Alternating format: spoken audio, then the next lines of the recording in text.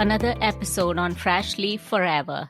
This is Vai Kumar, your host, and I am here today to talk about managing Crohn's disease or IBD, inflammatory bowel disease, and it's a personal journey for me doing it. And in fact, usually I'm here with a guest and I interview a guest. Today I have someone here who is very kind enough to interview me on this. Let's meet Julie Hilson. Welcome, Julie, to the show. Thanks, Vi. It's my pleasure to be here and interviewing you today. I really appreciate the journey you're on and sharing your personal experience. So it's my honor to participate with you today. Oh, well, thanks a lot for doing this. I thought it'll make more sense for someone to interview me rather than me relating it all by myself. And so the floor is yours. It's your forum. Thanks. Well, first of all, can you tell me how Crohn's disease presents? Is it genetic? Did you contract it through exposure? Can you just give me some basic information about what Crohn's disease is? Crohn's disease is an autoimmune condition. It's an inflammatory bowel disease. And basically, the immune system reacts to something which it treats as an invader, and the body fights against its own self. We don't know if it is environmental. It's not clear whether it's caused by any virus or bacteria or whatever it is. But basically, it causes inflammatory condition in the gut. And for that matter, Crohn's can go anywhere from all the way to the mouth to the anus, I believe. And sometimes it can even cause inflammation in the eyes. Obviously, I'm not a doctor. I'm not a medical professional here, but it's just a personal journey for me. And I'm just here to share my experience as to how I deal with it on a day-to-day basis. So whatever food you eat, the body reacts to it and it causes inflammation. And nothing has been proven yet as to what exactly what else is a contributing factor. And I contracted it after coming to the United States. It was a year after I came to the US that I felt symptoms, and then I was diagnosed with a very mild case of Crohn's disease, and it's been 23 long years. So you first started noticing symptoms after you moved to the United States, and you were a young woman, and you noticed that you weren't feeling well. Can you tell me about what made you seek medical care? What were your symptoms that you were concerned with? My symptoms actually started as constipation. And all along at that point, I was naive to what constipation was, how it felt like, because I just had like a pretty smooth life in terms of how my stomach felt, and there were no issues. I was able to pretty much eat everything up until the point I was in India. I grew up a vegetarian, and I used to have some eggs off and on, but it wasn't very regular. But at the same time, I was very comfortable with what I ate, and even some levels of spice. Although my family never cooked spicy, I was able to tolerate that as well. It just was very different when I came to the States. I guess I was obviously working full time like I did in India. And with my work, when I lived in downtown Chicago, I guess sometimes with my meeting schedule and whatnot, I just used to grab a donut or a bagel. It just felt convenient in the morning to do it. And my body was not used to all of that. And so the different eating pattern, plus the fact that I grew up in very tropical conditions, I just transitioned to the coldest possible weather in Chicago. And all that, I guess, hit my vitamin D levels. And B12 and vitamin D are like very significant for anyone, I would say. And I think in this case, definitely all that perhaps contributed to a change in how I started feeling. It manifested in that form. Did I answer that, Julie? Yes, thank you. I mean, I'm intrigued by the idea that your change in climate, the availability of sugary, high content white flour foods, your situation with moving, across the world in a different climate affected your digestive tract, and it sounds like it was very uncomfortable. And the stress of not feeling comfortable probably made you seek more comfort foods. I know a lot of people, when they're under high stress, away from home, they're just looking for something to satiate them, something to make them feel normal, and just the culture shock alone, it's a lot to deal with. And then it seems like maybe you might have had some sensitivities, but they didn't show up when you were eating more vegetarian. Well, I've always had vegetarian food, and even moving to the States, I still stuck to my vegetarian eating pattern. But it was just that I think all along my vegetarian eating habits sort of helped me, I would say, in my symptoms not exacerbating or manifesting itself like it did normally with anybody else with Crohn's disease. Because Crohn's disease, it's not contagious. And you asked me, I guess I probably failed to answer that in the first question when you said, is it genetic? It can be, I guess, because it tends to run in families in certain cases, but not in my case. I'm kind of the unlucky one, the very first person in my family to get it. And when I was first diagnosed with it, I was told that Asians seldom get it. Indians almost never get it. I just happen to be one of those very, very rare cases that, kind of fell prey to whatever happened. And, as I said, it started as constipation. And some people have very, very difficult bouts of diarrhea and all of that, and they can't keep food down their system with Crohn's disease. I guess the same goes with ulcerative colitis, which is kind of the other cousin or the other component of the inflammatory bowel disease grouping. In one, it affects the small bowel, and the other, it affects the colon or the large intestine. But in my case, it wasn't that I wasn't keeping food down. It was just that certain foods would bother me, say like a slice of pizza, the cheese in it, and then any flour-based products like that was also sugary, because sugar tends to weaken the immune system, and 70 to 80% of our immune system resides in our gut. And so I strongly believe in the fact that we are what we eat. So whatever we put down our system matters. And I guess my vegetarian diet kind of helped me sustain, though I contracted the disease. And even to this date, it has helped me manage through it.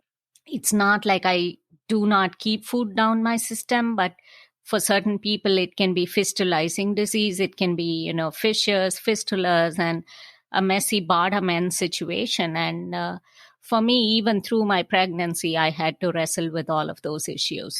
Wow. I mean, it seems like it's really been a journey for you. And it sounds like there's people who have more symptoms or a stronger presentation of Crohn's disease. To me, it seems like you've been able to manage. And you mentioned that certain foods do cause flare-ups. You mentioned white flour, sugar, dairy in the pizza.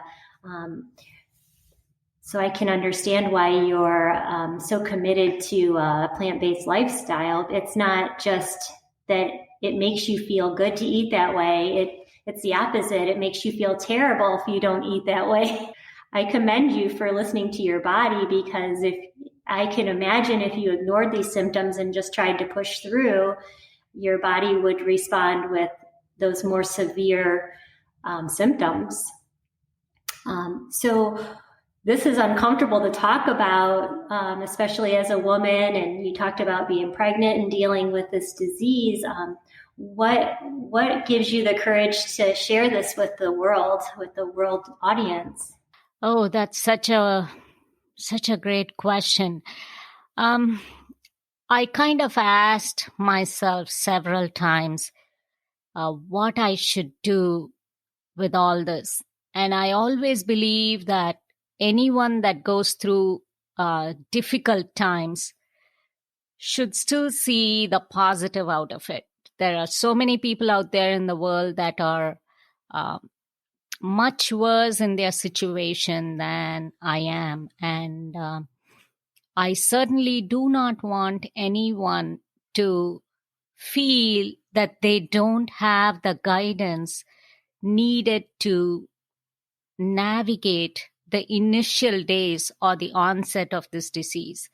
There was nobody to tell me what to do, how to handle it. I wish someone had counseled me in the first place, and I think things could have been so much better.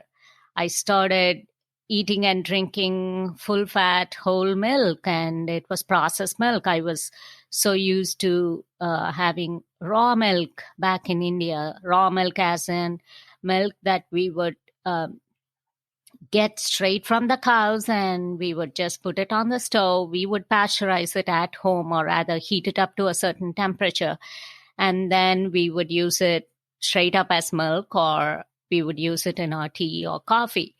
But everything was different here for me. And to go back to why I decided to share this, as I said, I certainly don't want anyone that newly gets diagnosed to feel that they are short of help. And I really want to reach out through this forum to very many people out there who are kind of grappling with this already or are about to fall prey to this. I really don't want them to have to deal with it.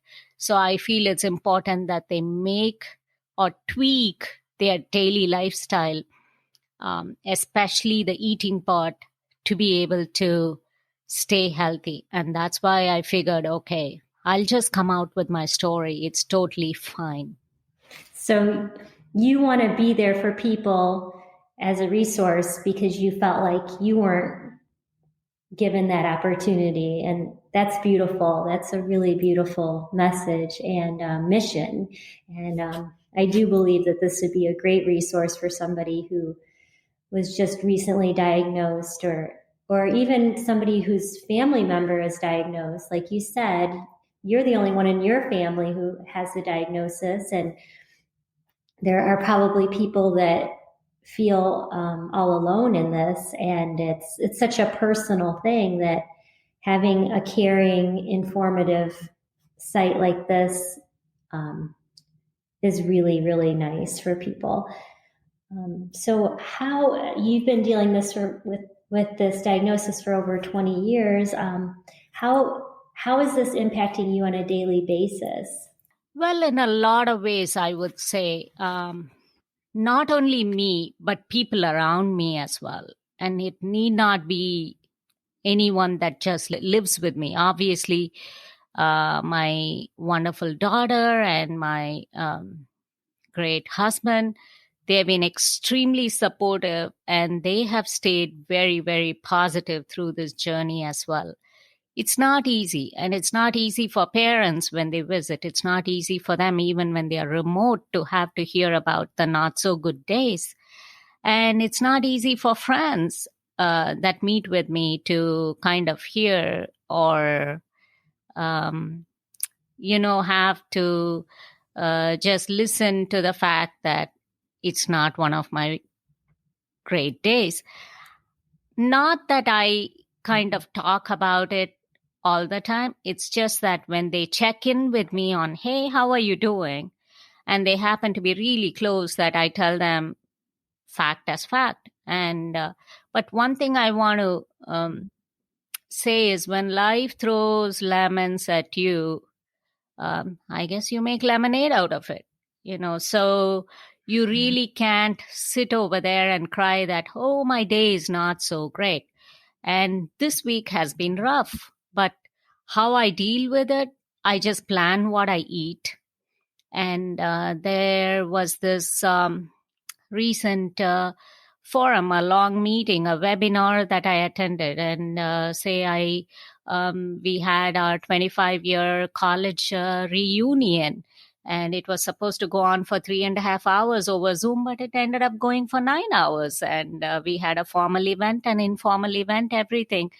It's just that when I have to, or I'm at a tennis tournament with my daughter, anything, or out with the family, or traveling to India on that long plane journey, or anywhere else, I just need to plan how my day is going to look like. And pretty much it revolves around what I eat, what I bring with, in terms of, okay, I just cannot rely on processed foods all the time. So, processed food certainly is not for anyone with IBD. For them to kind of get into a mode of remission, and according to the medical world, Crohn's disease, ulcerative colitis, or any autoimmune illness is there to stay with you forever. That's the message that the medical world gives.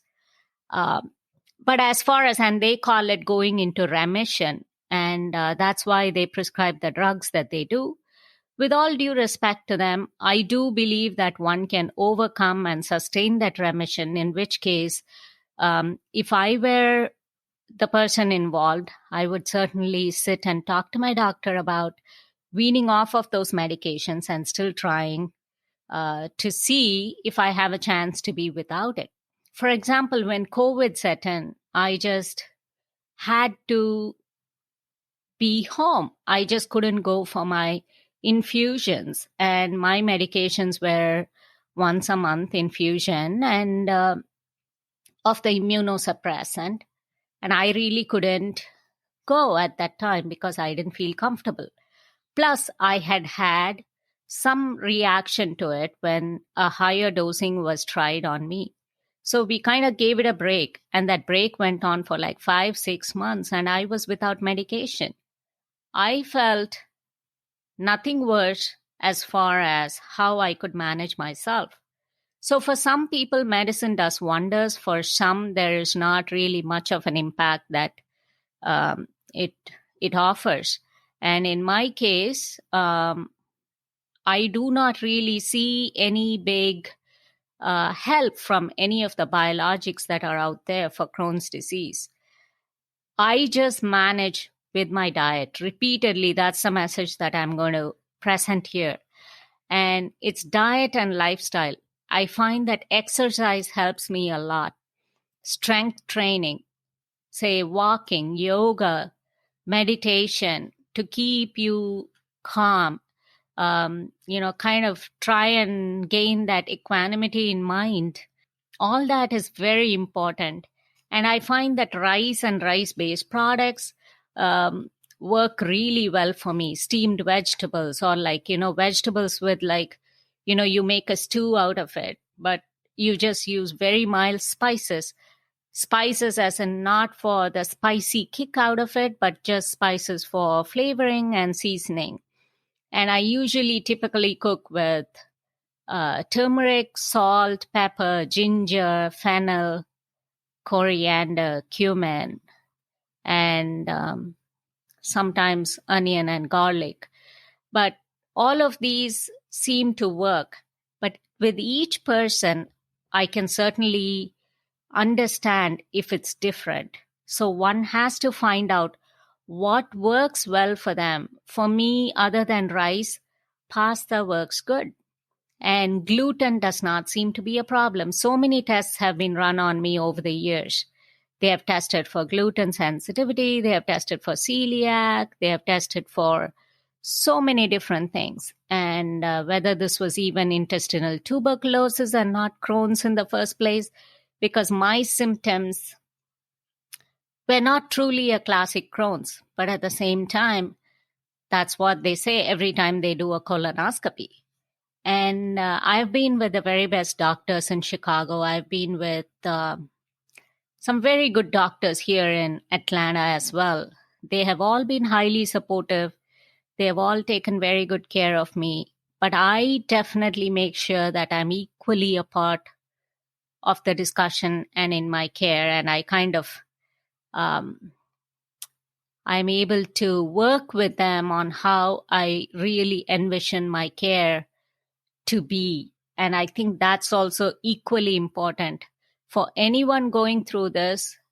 Again, with all due respect to medical professionals, not just blindly take in the message, but at the same time, ask the questions. Just make sure to seek different options. Do not just jump into the fact that surgery is the option, because doctors themselves allude to the fact that even with surgery, it's not a solution for Crohn's disease. It can really come back in a neighboring spot or whatever might happen. And so, having said all those things, um, I think a vegan diet helps build the microbiome, which is the good bacteria in the gut, and it helps repopulate the gut. So, if you are eating differently, I would strongly advise a slow but steady transition to slow as in a measured approach, and a transition to um, a vegan diet. Definitely eliminate dairy products and try all these things that are like very kind of low key, that that are more like comfort food for the stomach. Say you have a pasta, but at the same time, don't douse it with all the sauce that you can in the world. Have it like a pasta primavera, pasta with vegetables. And for some, going grain free can help. And there are grain free options in the market these days in terms of almond flour tortillas and all of that.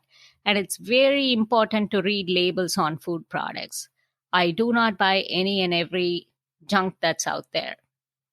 So when the list goes long in the ingredients, you automatically know that there's more processing involved, and there's not that very many of the good stuff involved. It is done to increase shelf life. So it's really a question of navigating in every sense and planning and doing what we need to do. I know it's a very long answer, but I thought it was important. It is very important to be a self advocate in your medical care. It's a universal message. Even if you don't have a diagnosis, I mean, every person is an individual, and you have to stand up for your individual needs and your individual body, which is not like anyone else's. And that's what makes us a beautiful universe together, as we all bring something different. So to think that our diets and the way our bodies react to different foods can be different makes sense. We're not, I think that a lot of people want everyone to just be homogeneous, and, like that cardboard box you pick off the shelf at the grocery store is going to taste the same every time, but that's not necessarily what we need, because the reason it tastes the same is because it's been, like you said, it's been stabilized, it has preservatives. It's all about making a shelf life and longer, and increasing the monetary, the profit that the manufacturer, the grocery store makes, and it's not always best for our health. So I think that is a universal message, and I think it's a beautiful message that, okay, you have a diagnosis.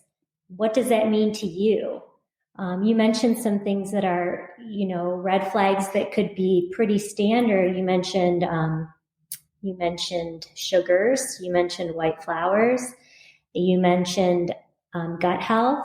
And these things are important for everyone. But when you're diagnosed with Crohn's disease, you really have to be careful, because from what you said, I'm not an expert in this either, but if you go too far into taking things in that bother your gut, you're going to have inflammation and possible need for surgery.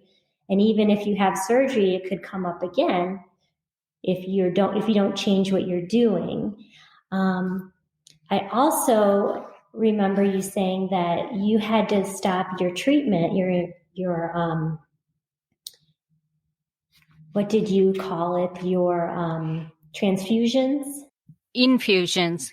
Okay, sorry, your infusions, and that must have been a little scary at that time, right? Well, I have never been afraid of the whole thing. Symptoms sometimes drive me nuts. They make me little discouraged. Um, they say stress plays a major role in Crohn's disease. They say, was there any life event or anything that preceded your diagnosis and blah, blah, blah. I typically do not like to use that word at all in my day to day life. And I don't like to use the words frustrated or depressed. Usually I only spell them out. And for the sake of the listeners here in this program, I'm having to say it and I'm saying it. But typically I just substitute those with, okay, an overwhelming feeling maybe. And that's kind of how I describe things. I never resort to any of these words. And so I was not scared. I was actually happy to be off of medications. But at the same time, I had to again, and even in my case, though, I have to really watch what I eat, even if I'm on medications. For some, when they are on medications, it just works wonders and it can just help them go into remission and they are able to eat anything and everything. But I don't think that's a long term solution, though. One has to really watch their iron levels. One has to watch their B12, vitamin D, obviously, their inflammatory status, the protein requirement. And so one may ask, how is it that with a vegetarian diet, one can get all the protein, or even if you go vegan? All the beans and lentils come to my rescue. And of course, when you transition to, for each person, it may react differently. So a measured and slow transition is what is needed. And there's something called a Crohn's disease exclusion diet, which people can look up. And in fact, I'm going to have a new website altogether with all the recipes and everything that I kind of use on a regular basis. And it has been on my to-do list to come up with that. And when I do that, I can put it up and I can always update the show notes. And I can, when people follow me on Instagram or Facebook on the Fresh Leaf Forever page or at Fresh Leaf Forever on Instagram, certainly whenever that update goes in, they can get notified. And so it just was a matter of, again, what I ate. Eat plenty of fruits and vegetables. Colorful fruits that can help repopulate your microbiome. And in fact, I have now stopped taking a probiotic.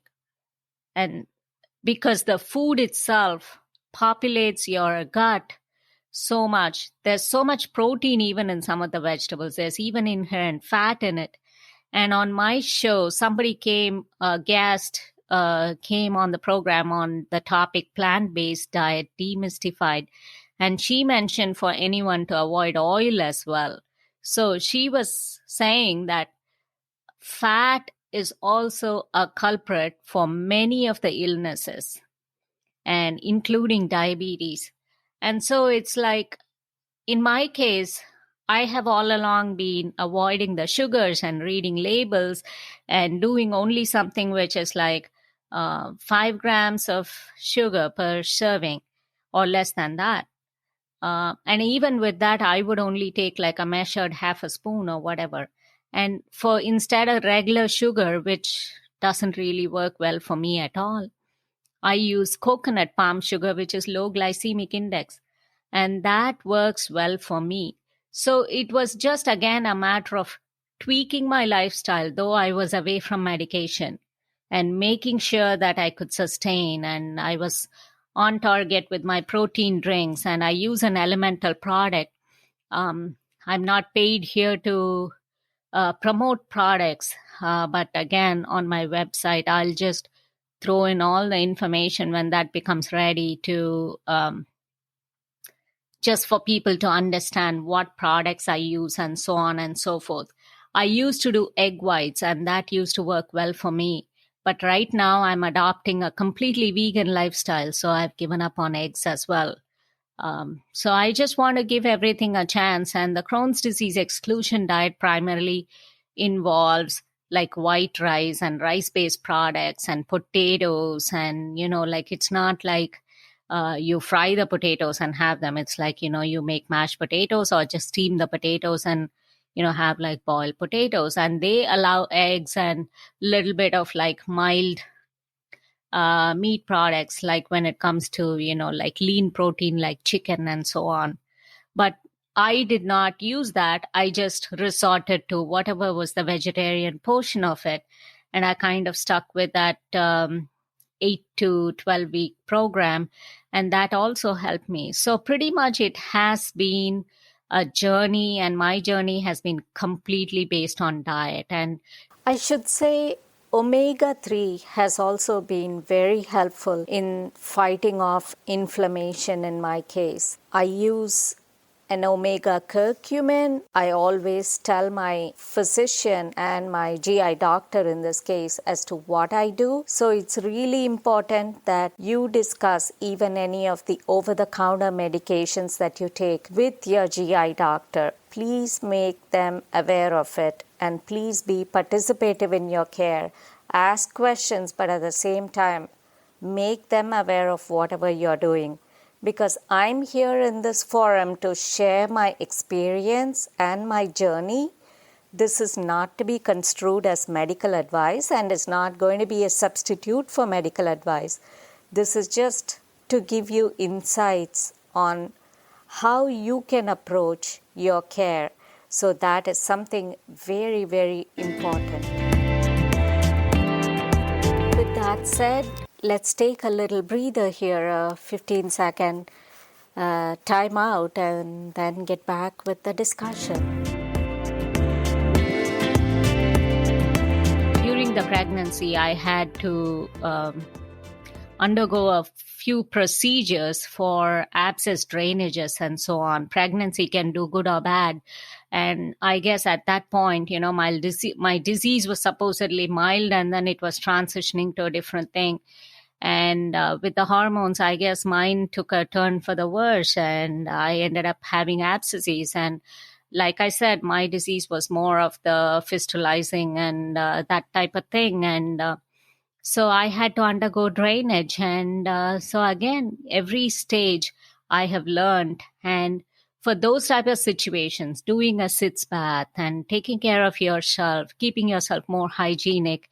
And we pretty much have like bidet toilets or handy sprays in the bathrooms. And so because toilet paper is not something that I personally would advocate for anyone with this type of an issue. I mean, use toilet paper to the very minimum to keep your surroundings clean, and to maybe just to, dab any wet stuff off. But at the same time, for basic cleansing and, comfort in the area, and for healing to get promoted, the handy sprays or the bidet toilets, especially if they have both warm and normal temperature, they really help. The water temperature, the warmth really helps. And I've resorted to so much of hot pad use whenever I feel like, there is any discomfort in my stomach. I'm very pain tolerant, but people's pain level and tolerance can be different. So I'm not going to personally classify it as pain, but I have used castor oil and topical application of castor oil on my stomach, and I've used hot pad, and all that has helped made me feel better. And of course, all of this I didn't have to resort to during these recent times when I was off of medication. This was all prior. But I just wanted to drive home the point that people also have to keep in mind as far as the hygiene issue and whatnot when it comes to managing bottom end Crohn's disease. And irrespective for anyone, a lot of our friends resorted to changing to bidet toilets when COVID set in, because there was lack of toilet paper in the stores.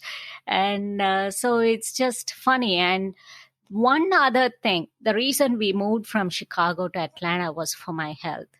That was because when we went to vacations outside, where to warmer places, say like Mexico or whatnot, during those 5 days or 1 week when we would be gone, I would come back gaining weight.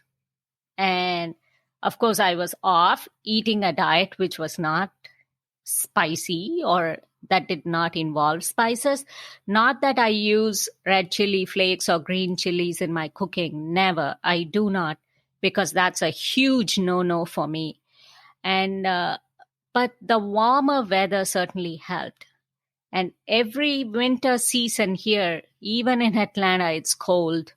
All of North America is cold. You can't help it. And I grew up in 100 plus Fahrenheit weather. So it's a very different ball game for me here in the United States. But winter is certainly not my favorite. But I'm trying to keep myself more warm, more active, more energized by doing whatever form of exercise that I can. And I know it's very hard to balance exercise and how you feel, because sometimes for people that are not feeling well, how is it that one can muster up the energy to go exercise? So yeah, your electrolyte drinks, whatever works for you, find something which has very minimal ingredients, which is very minimally processed. And there's something out there, definitely any of the vegan stuff, all of these will come in handy. And yeah, I've always had to stay very positive, very brave, very firm, participate in my care, advocate for myself. And that's how I think I've been able to get to where I am. I was one time 66 pounds when I was in Chicago with a 2.5-year-old child, and I had to be on parenteral nutrition for the first time. So that is total parenteral nutrition, where they put a central IV line and then they feed you through that your quota of carbohydrates, proteins, and fats for the day is prepared in a bag, and then it goes through a central IV line into your system. So nutritionally, keeping up has been the challenge for me, and maintaining my weight or gaining weight has been my issue. Thankfully, I do not have a weight loss or losing weight issue on hand. Wow. I mean, you've had quite a journey, and I can tell that you don't focus on what's not going right. You're a problem solver, and you're going to get the information and keep fighting. And, having to be in the situation where you're, like you said, you were 66 pounds with a child. That's a significant thing. And for you to figure out how to maintain, and now you're maintaining your weight, and you're finding what works for you and sharing that it's very commendable, and it does show your strength of character and your commitment, and I think that's just amazing. I applaud you for that. Thank you. So many times people will feel like they're a victim, and you're not a victim. There's so much. I feel like you could go on forever. Is there anything else you want to talk about? Did you have to have surgery at one point? I unfortunately had to. That was in 2008 when I developed a transverse colon stricture. And a stricture is typically a narrowing and charring of tissue. It becomes so narrow that, you can have a block. So when they realized and noticed that, all of a sudden I had some nausea symptoms and vomiting. And that was what I guess led to the finding, and I had to undergo surgery. And because of my bottom end issue, I was also diverted for some time, and it was supposed to be for 3 months, but it ended up being a year and a half. That did not really, the ileostomy did not really help me, but at the same time, I was able to come out of it. Again, I think all my diet practices have helped me stand ground, and I've participated in my care and advocated for myself. I repeat that over and over again because that is important. It is important to ask the right questions, and I have an extremely supportive family, and I also want to tell people to shop organic, eat minimally processed, vegan. There's also junk in vegan and vegetarian foods. So do not just, and my guest was very nice to point out last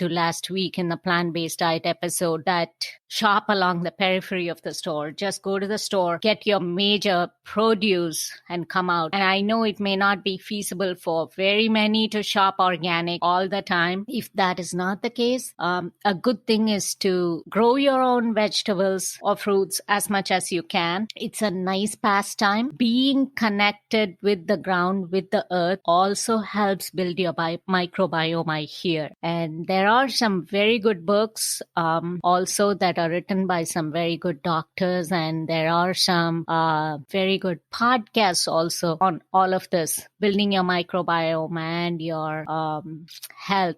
And my plant-based diet episode, the guest also mentioned it, and I am going to try and include those in the show notes here as well. And I strongly recommend that listeners read that book. And so I have remained stable, but again, sometimes there have been rough patches and I've had to go back on parenteral nutrition again. So having a central IV line, we always keep talking at home, oh, how about we have a dog? And maintaining the hygiene, maintaining a sterile line and keeping it sterile and all that is very challenging. And I just can't expose myself anywhere and everywhere. And so I want to be fair to the new introduction if we ever were to have a pet in our lives, and we would love to, but certainly, it's always, it's a balance in life, and so many things that one has to do. It's not like it's too much. It's just accepting and making minor tweaks in your lifestyle, which go a long way. And for me, I've learned it over the years. And I've also tried, coming from India, I've tried Ayurveda, I've tried homeopathy, and I've tried so many other integrative therapies. And even here, I go to a nutrition response testing practitioner, and so many things. Everything has helped me in some form or the other. And during my very bad days, I still resort to homeopathy. I have a few remedies that I take, but I make sure that I go tell my doctor about it. So there's nothing to hide. Be very participative in the care, and that is very important. And so keep up with your nutrition, keep up with your exercise, stay very positive and vibrant. And I think that should make it simpler, because after all, if we start doing this right at the initial stages of diagnosis, then definitely it's much more manageable, and one can possibly even overcome, if I may use the word, or reverse the condition. Although the medical world may not necessarily agree with me on the statement, but there are people that have definitely led very comfortable lives. And I certainly look forward to the day when I completely cross the bridge, and that'll be the day it'll all come out in a book. I think you're well on your way, and your message is just, it's holistic in the fact that it's not just food, it's not just exercise, it's not just medication, it's that relationship with your body. And when you can listen to your body and not judge what your body's telling you, like when you said you have a high pain tolerance, but it's I don't think, to me, it's not so much your pain tolerance, it's that you're listening and you're not judging, you're not putting a label, this is good or bad. You're like, okay, this is what my body's telling me, and you accept it without emotion. It's just, you're taking action. And that's a beautiful thing. And if people could even do that more with their emotions. say they feel anger. And instead of letting that fester and try to push the anger away, because if you don't accept where you are, it just gets bigger until you submit to what you're feeling. You have to accept the anger. You have to accept this is uncomfortable. And then you can go to a problem solving mode. And I think that's what you've illuminated so well, is that, it's not that you're judging. It's not that you're a victim. You're taking in the information and you're saying, this is how I'm going to go from here. And that's a powerful message to anyone. And also that connection to the earth and to your food. If you can go to the grocery store and appreciate the colors and the leaves on the fruits and vegetables and just understand that that's a gift from the earth. And if you can take that in as a gift and nutrition, it's a powerful thing versus opening up a plastic package and heating something up in the microwave. It's a different experience, and just the same as picking your own food is a different experience than having something that's been sitting in a warehouse. So it's a good way to take care of Mother Earth to grow food, and it's a good way to take care of us. And I think that as soon as our culture can embrace that we're all connected in that way, we're all going to be a lot more healthy. And it's not just Crohn's disease. It's a lot of things that are linked to us not respecting ourselves and not respecting Mother Earth.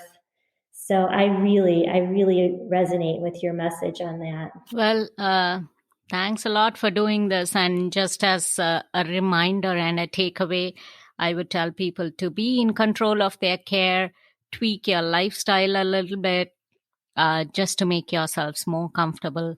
Stay very positive. There's not every single day that's nice and bright. There are gloomy days, and the best thing to do is go look at yourself in the mirror, throw a smile, and just move on. It may sound crazy, but that's what I do, and that helps me immensely. And I can certainly attest to that. And hopefully no one faces this uphill battle with the inflammatory bowel conditions. It's not fun, but hey, we just deal with things as they come along, but we'll be okay. Certainly, there is light at the end of the tunnel for everything. And Julie, I just want to mention you're also a huge advocate of plant-based eating and whatnot, and there's so many other good things that you do. Your website and your new book that's coming up, we need to talk about it in another episode on the show. So I welcome you back again sometime to join us. But if you can give listeners a very quick heads up. So if it's already out, they may consider ordering it for Christmas, and that'll be wonderful. So why don't you just tell them about it and we can sign off? Thanks, Vi. It was my pleasure to be on your podcast today. And my book is with the editor. I don't think it's going to be out by Christmas, but my website is www.youneedapeptalk.com. And I put on there my universal principles for happiness. I'm a light worker, and I strive to help people live in their joy. And however that materializes for each person is what makes our world a beautiful place. And I just want us to all live in that vibration of caring, love, and grace. So I appreciate this, and I look forward to coming back when my book is ready to be purchased. It's called Loving Devotions for a Sovereign Soul. And thank you so much. Oh, that's such a wonderful message, and it resonates so well with the holiday season as well. And there's so much compassion and love that everyone can extend, and we can make it. What shall I say? We can make it manifold this holiday season, given all that is going on around us. And what a year that 2020 has been. Certainly look forward to a better future. And thank you so much once again for joining me on the show. And it just was such a pleasure. Thanks. Light and love.